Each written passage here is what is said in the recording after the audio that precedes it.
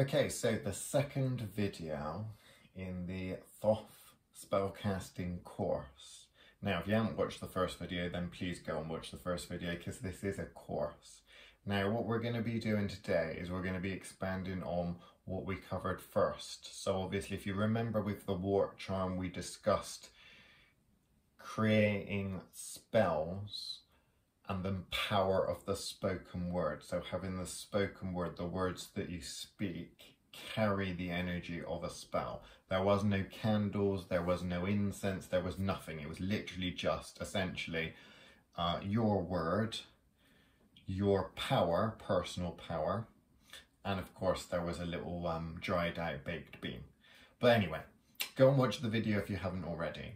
But basically I kind of hinted on what needs to be present in order for spells to work. So, in terms of recapping that, remember that we need to decide on what we actually want to happen. So what's the point of the spell? What do you want to manifest? And the journey that it takes. A lot of people call this intention, but it's more than just intention. It's about what you want and how you want it to happen. If you want money, how do you want that money to come? Do you want someone to die and leave you that money? You know, probably not, unless it's like your mother-in-law and you don't like her or something. So that's number one, manifestation.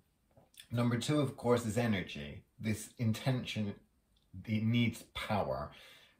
If we don't have power in our spells, a battery in which to draw power from, then our spells don't mean anything.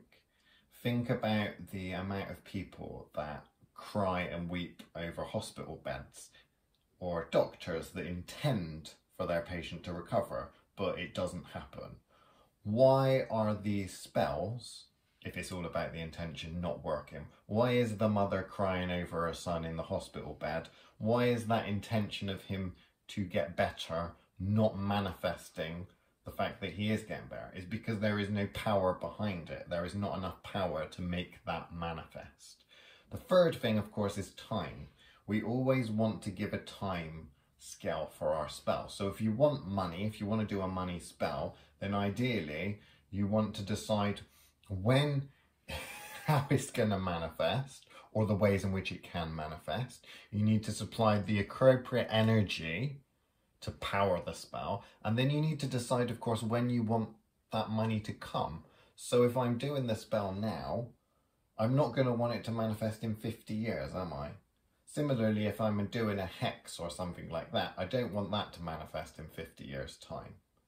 If I want something to happen now, I need to make sure that I'm factoring that into the time scale. Now, in terms of obviously talking about the ways in which spells work and stuff like that, you will probably notice that within some of the kits and things, like the spell kits and that, we actually come with little booklets that explain basics of how magic spells work, the different things that are at play. I know if you get these fancier kits that are on the shop, you actually have the little booklets whereby you can actually break it down, yeah? So we're going to start expanding on that from this point onwards. So last time, obviously, we spoke a little bit about how the energy part, the fact that you're powering the energy in the spell. This time we're going to be talking about other forms of energy. So last time, if you remember when we talked about the Wort charm, if you don't have enough energy or cannot muster up enough energy in order to make your spell work, then you're going to need extra help. Okay, I used the kind of example of the weight. If you can't lift a 50 kilo weight, i.e. a 50 kilogram box, and put it on the shelf yourself, you're going to need someone or something to help you. Okay, now, how are we going to go about doing that? Well, in this situation, what we're going to be doing is we're going to be doing a hex. Now, in order to do a hex, I know that there's ethics and things like that that are involved. We're going to ignore that, okay? What we're going to be focusing on is we're going to be focusing on how this spell actually works, and then we're going to be pulling it apart. So within this spell, what we need to do is we need to pick a person to hex. Now, a lot of the times in things like hoodoo, people, witches and hoodoo practitioners and magical practitioners will get you to write a petition, that kind of thing. The problem with petitions is, yes, they do help with planning of spells, but most petition-based work involves petitioning a spirit. So if you're a petitioning Jesus or something, then you're getting a Jesus to do the spell for you. We're not really talking about that yet. We're not talking about spirits. So the petition in this is really going to be that manifestation. How we want this thing to manifest is our idea of what we want, okay? So what we're going to do is we're going to create a hex. I'm not going to tell you who we're going to be hexing today, but we will be a hexing someone. And what we're going to do is we're going to be channeling our rage for that person, and we're going to be manifesting misfortune and pain in that person's life, and it is going to last a month. That's what we're going to do. So said person is going to be in pain and have a very bad string of luck for the next month. We know what we want. We don't really care so much how it manifests, but we know what we want. We need to find the energy to power this spell. And in terms of the time, of course, we're going by, well, we want this to manifest over the course of a month, yes? So this is what's going to be called a single use spell, because the reason we're starting with this, and I don't particularly like single use spells, as you may know, but the reason I'm going to be starting with this one and deconstructing it is for the simple reason that that's what you tend to find if you go in books, spell books, YouTube, all that sort of thing. You find these single use spells. So what we need is, you'll often be told to find something to focus on, the focal point. So in this case, we're talking about focusing on a person. Now at this point, what you tend to get is you tend to get the would-be witch or the author saying, go and fetch this, go and fetch that. You know, at the end of the day, this point that we're going to be using as a focal point can be anything that you want. I've decided, because we run a witchcraft shop, to use a skull, a little skull candle. The reason for that is because we're hexing a person. This skull candle doesn't look particularly nice. It's actually red and black. It looks a bit kind of ugly, not too dissimilar from the person that we're going to be hexing. But also, every human has a skull, so it's very easy for me to overlay the face of the person without giving you the face of the person that we're going to be hexing. So that's our focal point. Now, when it comes to casting spells and such, you'll find in some books that they say you should be drawing a circle of salt, or you should be doing this, or you should be doing that. Now, I know that this is a round kind of circular thing, but that has nothing to do with the fact that obviously, you know, we're somehow in some shape or form using some sort of circle or something like that. The dish, of course, is another thing. In terms of its circles. So in terms of containing the energy within this spell, we're not going to be bothering with that at the moment. What we're going to be doing is we're going to be doing this single use spell. We're going to be burning it. We're going to be interacting with the energies at play, and then we're going to be disposing of it. All of this is circle casting and that. You don't need to understand that. Okay, we're ignoring that. I know that's very Wiccan to do the kind of circle casting and protection.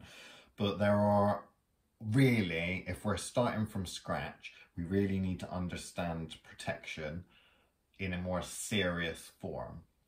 We'll be doing that and working that in later videos, so don't worry about that. But first start, we're deconstructing this spell. So the reason why I've got a black dish is a couple of reasons. One is that all of this is a candle at the end of the day, so when I burn it, it's going to melt everywhere. I don't really want to be getting that on my nice board, yeah?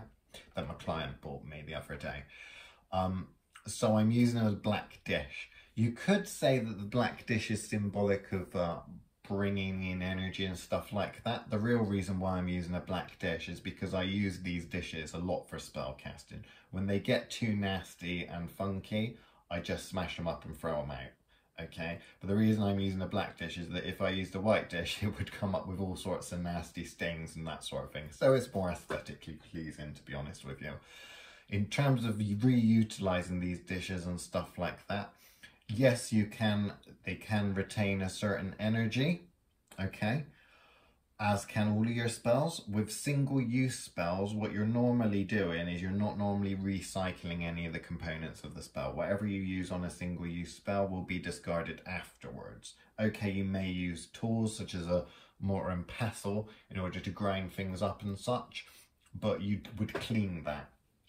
After a while of spell casting and using tools and objects and stuff, you will find that they can retain a charge.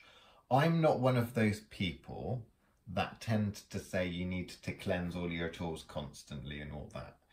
Think of it like this, the worktop in your kitchen. Yes, you get the Dettol out and the multi-surface spray every now and then, but if you were chop up some onions on your chopping board and that, and you're cooking a meal, you don't then wash it all down before you then chop up the peppers and stuff. It doesn't make sense. You clean as and when is necessary, okay? So again, going on with the cleansings, we will talk about that and the protection magic and that sort of thing later, but just stick to this now, okay? Because I'm trying to make it super simple. So we've got our focal point. I've just stuck this man that we're going to be a hexing on the dish. I know what I'm wanting to do.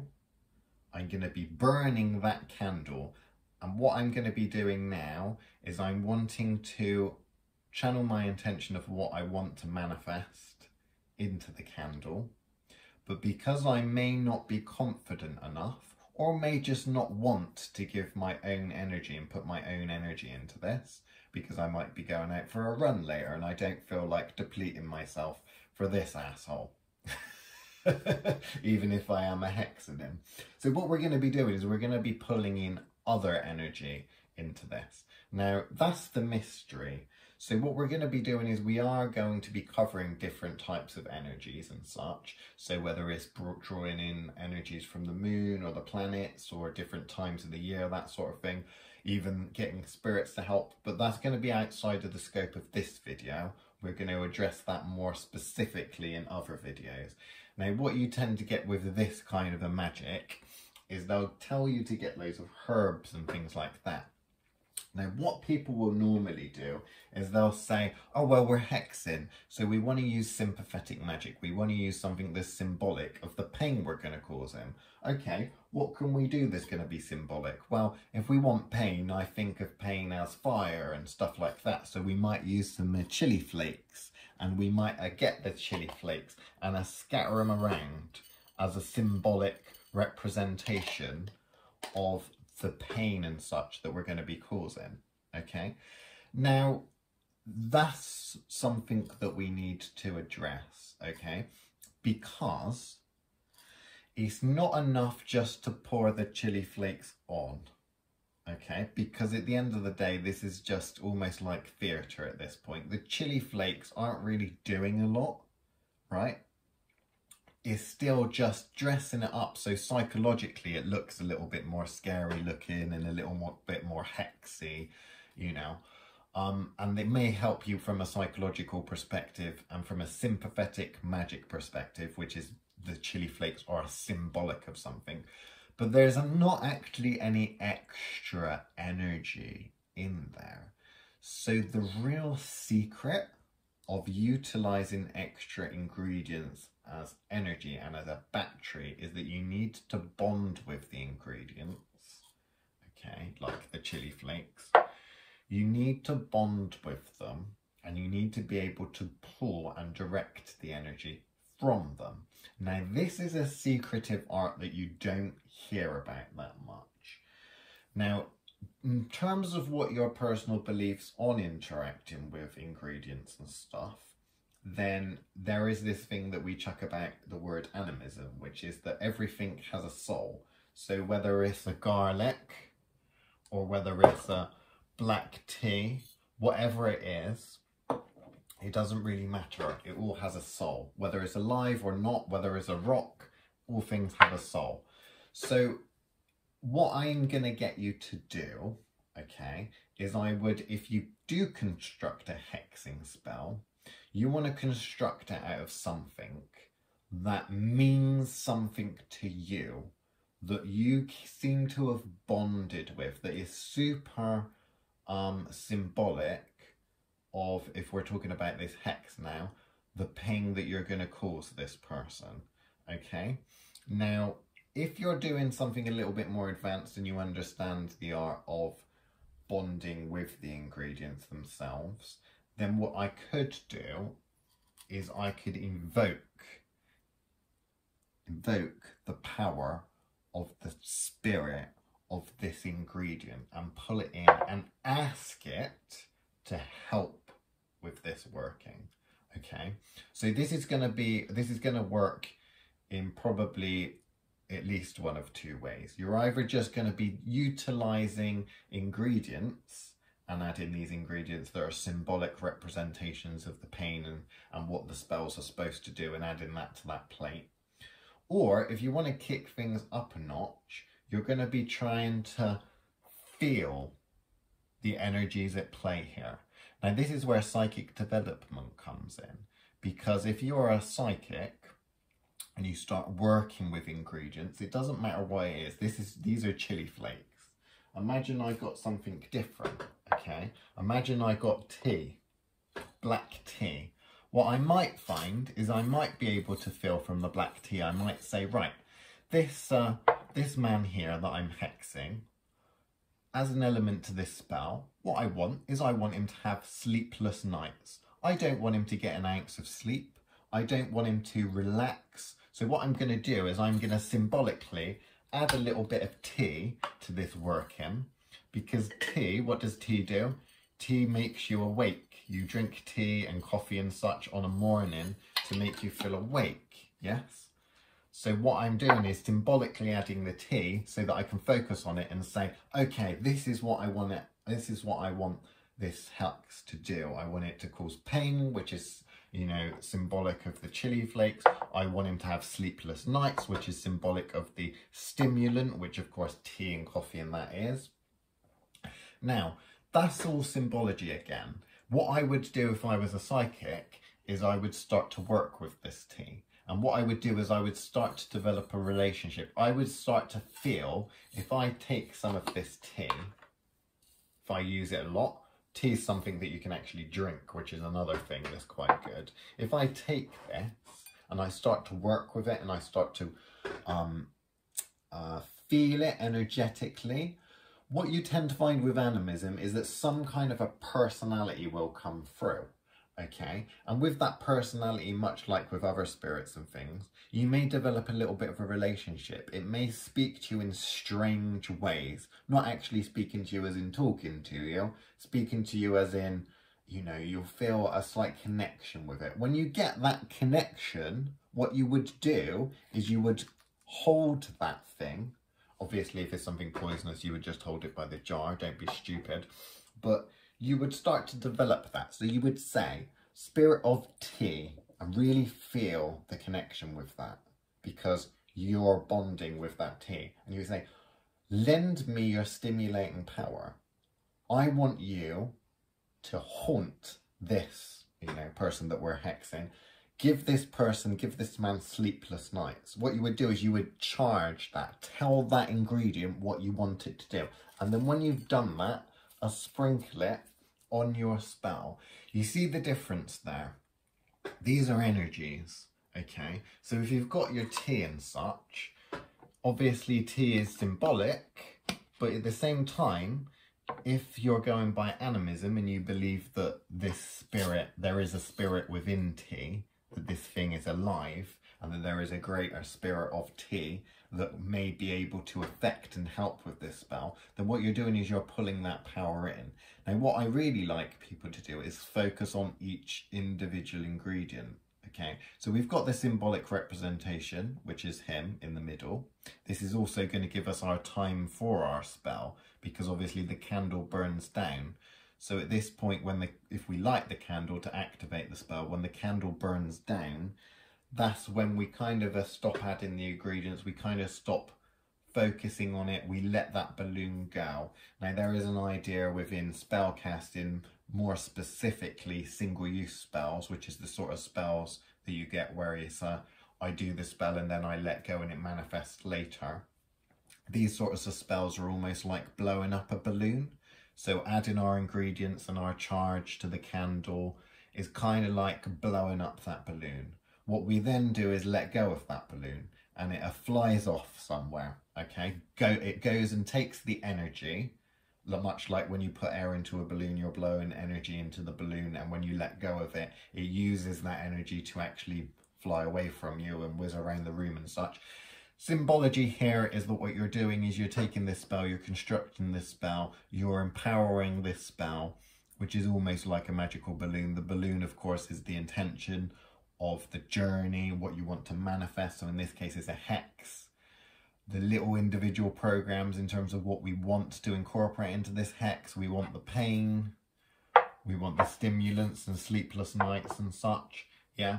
So all of this energy is being packaged together and it's being released in the form of this candle. You see the symbology of adding all these ingredients together, yeah? Burning the candle down. When the candle's done, that is the equivalent of us letting go of that balloon. So what we would then do is discard these ingredients. We would throw them away, yes? So single-use spell. So in terms of what else could we add to this spell, okay? Because what you're talking about is you're talking about you deciding what ingredients to add to it and bonding with the ingredients that you're using. Now I could quite happily just leave this as it is, okay? Or what I could do is I could have other ingredients. I could really think about it and I could think, well, what else do I want? What else do I want to do with this? Is there any other thing that symbolises pain to me? Paprika, for example, is something that you see quite a lot because it's got a little bit of a kick to it. So with this paprika and such, am I going to add a bit of that? Now, if I was just doing symbolic stuff, I would probably just add my little bit of paprika and that would be it, wouldn't it? However, if we're working from an animism perspective, what I might do is I might decide to take a little bit, because this is edible, of course, because we use it for cooking. Don't go using and eating things that aren't edible. And I might put it on my tongue and I might start to feel it's got taste, yeah? I'm bonding with it. Just looking at it might not be enough, but eating a tiny little bit of it, okay, is adding a little extra to it. Because what I'm doing now, what I'm thinking now is fucking hell. I've just put that on my tongue and it is hot. I'm not one of those people that likes the spice. So what I can do is I can really feel and help bond, and it can actually help me visualize what's gonna happen to this person. I can feel it on my tongue. It's making my tongue salivate. There's energy there, which I am directing to this candle, this person. I can literally say, you are going to get this pain times 1,000,000, times 100,000. You insert name here. Remember, if you're using your things that we learnt from last time, you could be adding a little bit of your own energy to this. So you, Mr. A-hole, are going to get the full wrath of paprika. You're going to get the full wrath, the fiery, destructive pain that comes with chili flakes. You're going to be telling the ingredients to help you with this. You're also going to be building up the energy yourselves and charging this thing. Now, the thing with these sorts of spells, I think one of the reasons really why we actually see them quite a lot is because they look kind of pretty looking. I mean, people like the idea of the little dish with the little different colours and the pretty skull and all that sort of thing, and they like the idea of that, you see. And it becomes very Instagram worthy and such. You don't really need the visualization. It does help with beginners to visualize things, but ultimately you need to be remembering that your idea of what you want to happen, so what you want to manifest, what's the purpose of the spell, the energies that you're adding to the spell, and then the time frame in which you're wanting that spell to work. That's the main part, okay?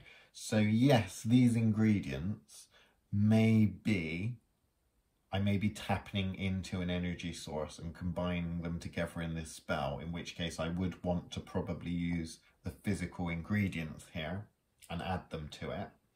But in terms of how this spell is going to happen, how this spell is going to work, that's really up to you, okay? So remember, this is a candle spell, so this is a hexing candle spell. I've broken down a couple of the ingredients and stuff like that. But in terms of how effective this spell is going to be, it's going to be effective by how well you've programmed it, of course, and the energy that's supplied.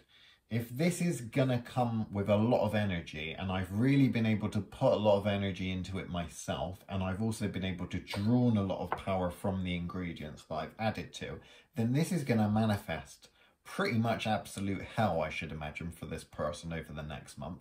If, however, I'm only manifesting my own energy, much like last time, the first video in this course, we were just using our own energy, and I'm kind of putting these things down symbolically, then it's not going to be as powerful, because you have to remember that within this spell, there are 4 people that are helping this spell now.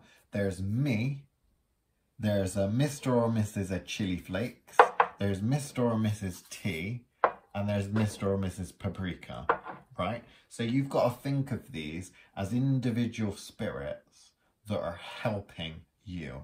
Now, in terms of when you're talking about gods, goddesses, petition work, that sort of thing, then again, that is getting into something a little bit more different, because you're talking about more sentient forms of energy, things that are likely to say no and such.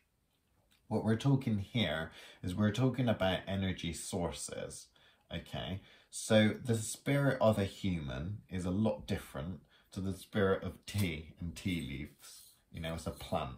Now, does that mean that you may not be able to work with this? Yeah, you might find that you just, as a person, don't get on with that ingredient. You can't feel it. When you open it up, and as you work with it more, you will start to, it's very strange, you will start to feel connected with the ingredient, you know. For a beginner, because I'm going to presume that you are a beginner if you're doing this course, then spend time with the ingredients. Don't start trying to put loads and loads and loads and loads and loads of ingredients. Just start off with one at one. So it's your intention and your power plus one other ingredient that you're going to be working with, okay? And just spend some time with it during the spell and feel what is it saying. Now, I know in terms of psychic development, not everyone has a huge degree of psychic development, and we do have a tarot course to help with psychic development, but I'm just introducing the basic concepts here that we are going to pick up in future videos.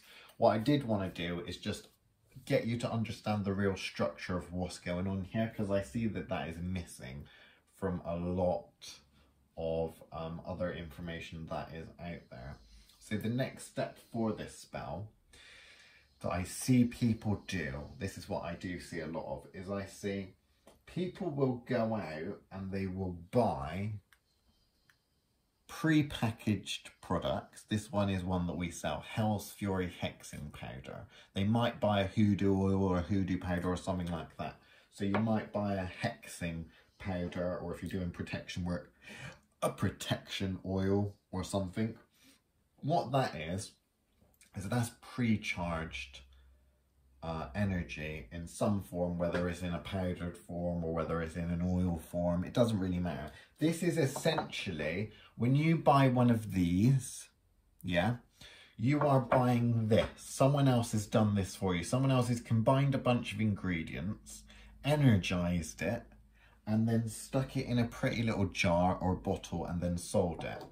When you buy these, a lot of the times the reason why they don't work is because this component here, yes, it's got the things that are required. It's got energy, the sort of energy that would be brilliant for hexing, if it's Hell's Fury Hexing Powder, because it's designed for that purpose.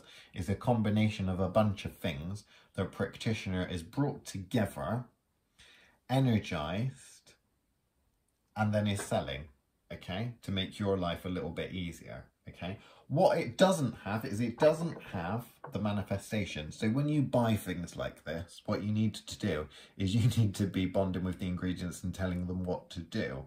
Now, does it mean that if I took this Hell's Fury hexing powder and I went and I put it on the picture of someone that I didn't like, that something bad isn't going to manifest, that it's not going to hex them? Well, potentially, but remember the very act of me selecting this and saying I'm going to use this as an ingredient in order to make manifest bad things and placing this on the person. We've actually kind of combined that. We've actually created a little spell there. So what we've done is we've actually thought, well, what do I want to do with this? Well, I'm putting it on the person, which is symbolic of programming this thing to go and do this to this person.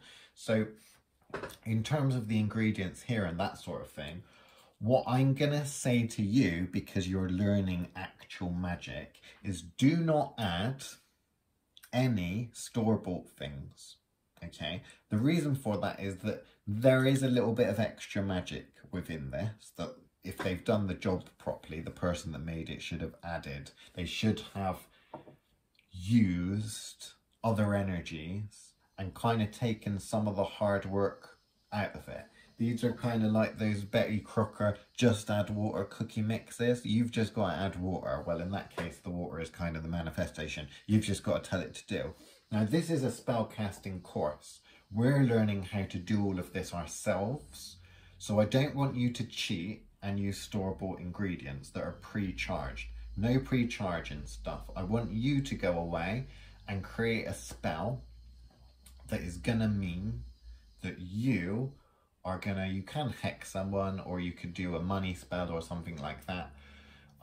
It doesn't really matter at the end of the day what you're doing. This one is a hexing spell video, because at the end of the day, I know that if I put hexing spell video on it, there's going to be a lot of people that are wanting to click on the video thumbnail and watch this. And I'm trying to make sure that in this course there's lots of different examples of lots of different spells. If we covered hexing spells on every single video, it would get a little bit boring, yeah? Maybe not so much for me, but it would probably get a little bit boring for some people. So we've broken down this hexing spell, okay? So just to recap super quickly, what I'm doing with this is I'm deciding what I want to happen, what's the purpose of the spell. I'm telling it when I want all of this to happen, and then I'm supplying energy, both my own and then adding in symbolic representations, as well as trying to use the psychic ability and drawing in the ingredients in which to help me, okay? So the next step, if I didn't want to do any of the other stuff or add anything else, which I think that really this is all I need, I'm feeling at this point personally that I don't want to add anything.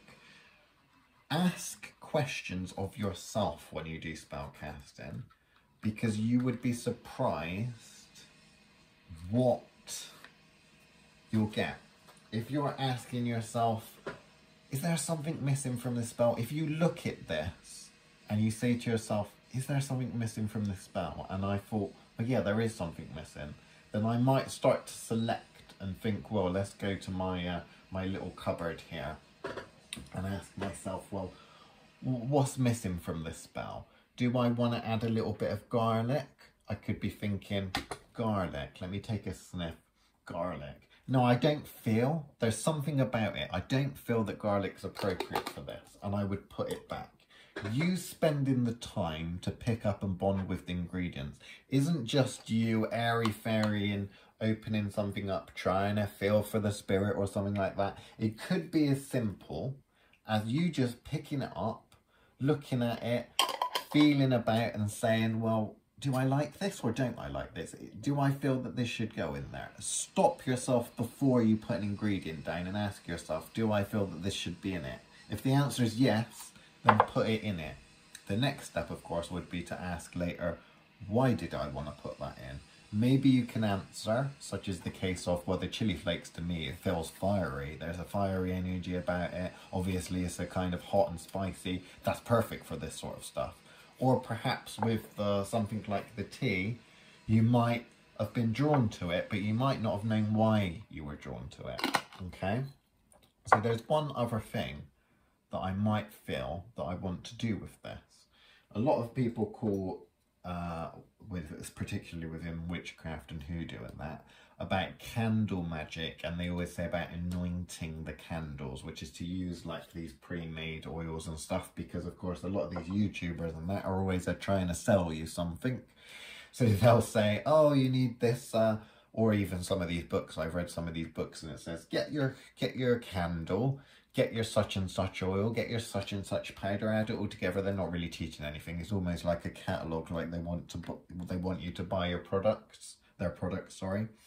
What I'm going to do here is, because I kind of do like the idea of anointing this candle, but instead of going and buying a fancy pre-made oil, what I'm going to be doing is I'm going to be thinking to myself, okay, there is a little something missing from here. I want to put a little bit of liquid or something on. What symbolically do I feel is going to be appropriate for this? I might have a little look in my selection of herbs and stuff. I might look in my condiment cupboard. I might go for a walk or something, and hopefully at some point something will dawn on you and you'll think, yes, I know what I want. I want a little bit more hot. I want a cayenne pepper sauce because it's red hot and I can't stand sauce. And what I might decide to do with said sauce is I might say, well, I know that it's obviously super hot, so what I'm going to do is I'm going to take this and I'm going to be anointing this candle. Okay? Now, in the book, I don't know if there are any books that say something like this and that you're supposed to anoint your candles with chili sauce or something like that. I don't really know whether that's the case. There probably are some. But notice that I didn't read this in a book. I thought long and hard, and I used some symbology, and I thought about, well, what is it I want to do? I'm going to be smearing some chili sauce on this, because what? I want him to feel like he's a burning. I want him to be in a painful sensation. I'm going to rub it on his mouth, okay? Now I'm continuing to look at this, and do you know what? I'm starting to get ideas. These ideas are coming from the unconscious. I'm wanting to do a something, okay? There's something that I'm feeling that I really want to do. Do you know what it is? I want to smear him in the contents of the stuff that I've put. Now it's got the chili powder on. This is what I'm feeling I need to do. Does the book tell me to do that? No. Did the YouTuber tell me to do that? No. It felt right, so I did it.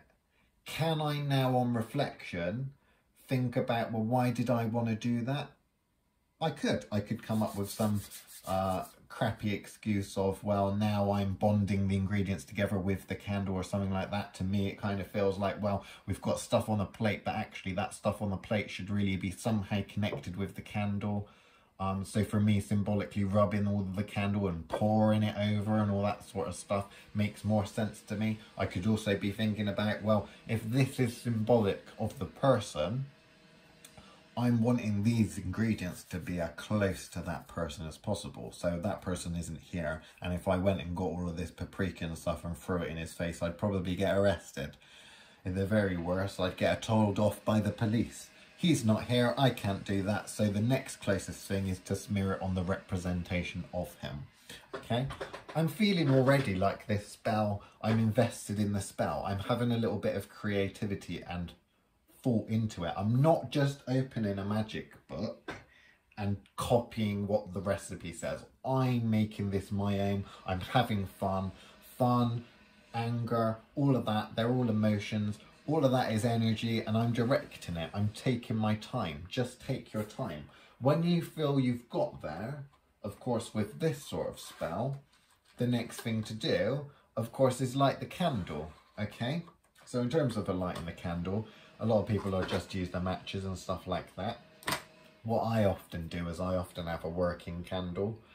So this is just something that is just a candle at the end of the day.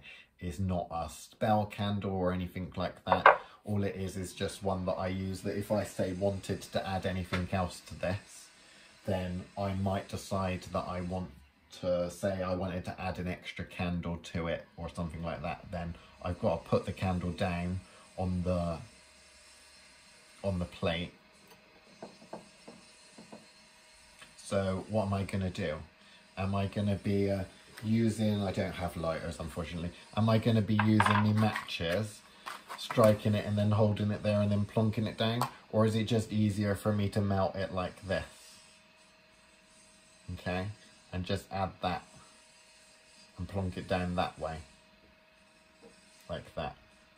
Or do I want to just take this and add a little bit of wax like that in order to keep it settled? These are what you call working candles. So all a working candle is essentially a flame, okay? Now I'm giving you an example of this because I put that red one on there, just to give you an example of the sort of thing that you'd see, and with working candles and stuff like that. Then what's happening now is I'm feeling that this isn't quite symmetrical because I've got red and black. What I've now done is I feel I've made a mistake with this spell. Something about it don't seem right now. So what I'm going to do is I'm going to try and balance that out. Is there a mistake? Would this spell work? Well, yes, it probably would work. But I'm not happy with it now. This work of art, if I'm a portrait painting and I've made a little smudge or something like that, something about it doesn't feel right, okay? And I don't like it. I am a little bit anal with these sorts of things. So what I'm going to do now is I'm going to think, well, I accidentally got carried away with myself explaining how candle magic works and how spells work, and I've now stuck that candle to the plate. Now I could undo it and take it off, but instead I'm going to think, well, I've changed this. What would make this slightly better? What would make me more comfortable? I know, we've got a red and black skull. So what I'm going to do is I'm going to add a black candle as well. And then it just feels right to me, you know? So what I'm going to do now is I'm going to add a little bit more wax down. And I'm going to stick the black candle down like that. Now, what do these two tall black and red candles do? Well, they don't really do anything, okay? I could give you some rubbish about, oh, well, these are helper candles and the more candles I burn and all that sort of thing, then the better the thing is and all that stuff. And I could think of these as like symbolic representations of phone masts or towers that are radiating the magical energy out or some crap like that. In reality, the situation is I got carried away talking about a candle magic. I stuck a candle on and I feel that the spell's not quite right. It didn't feel quite right. So I've stuck the candles now, so I'm going to use them anyway. I did stick this one down and it didn't feel right, so I'm balancing it out. And I actually feel now that, yeah, okay, it makes them look a little bit pretty. The spell looks a little bit prettier. It looks probably better on the YouTube thumbnail because I'm going to take a picture and use this as the YouTube thumbnail for this video. And that's it. They don't really do anything, but they certainly don't take away from it. And I'm happy now I've got the symmetry of this. It speaks a little bit more. Anyway, I know this spell video is going on for too long now. So what I'm going to do now, of course, is the last thing I need to do, which is to light the candles. So what I'm going to do is I'm going to light the Hexing Candle, which is in the middle. I might as well light these two as well, because I might as well add them now I put them in.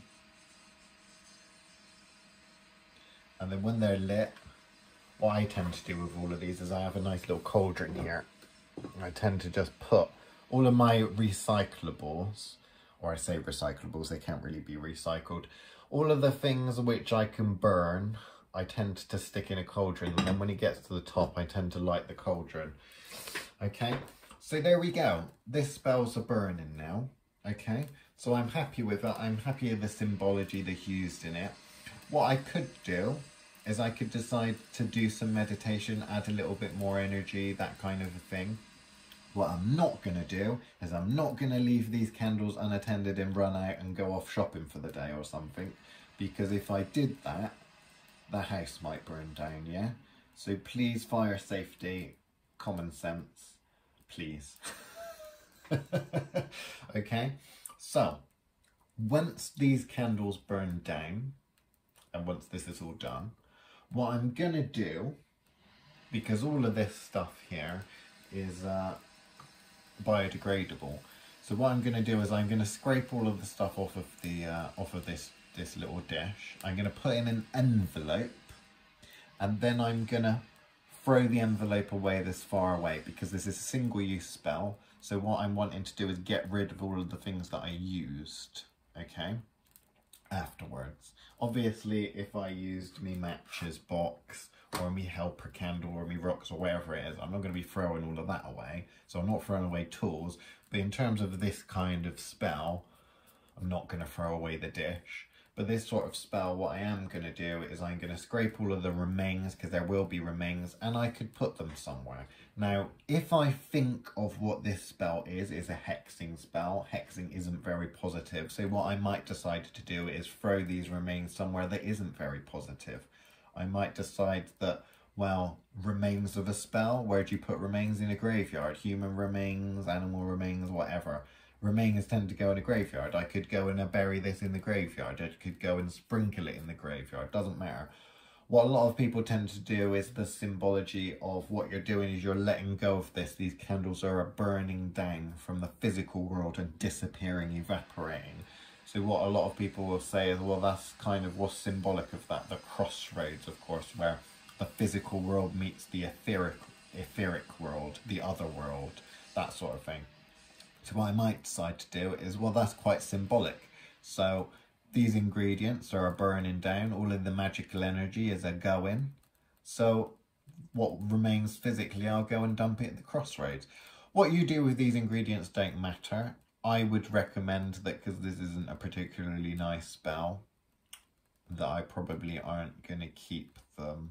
I'm not going to keep them in my house. In fact, as soon as these candles have burnt down, what I'm gonna do is I'm gonna take all of this, scrape it into an envelope, and I'm gonna go and put it in the dog poop bin at the park. Why? Because the dog poop bin isn't very nice, and he is an asshole. So the asshole can go in the dog poop bin, and it'll be far away, and the energy will be contained within that, okay?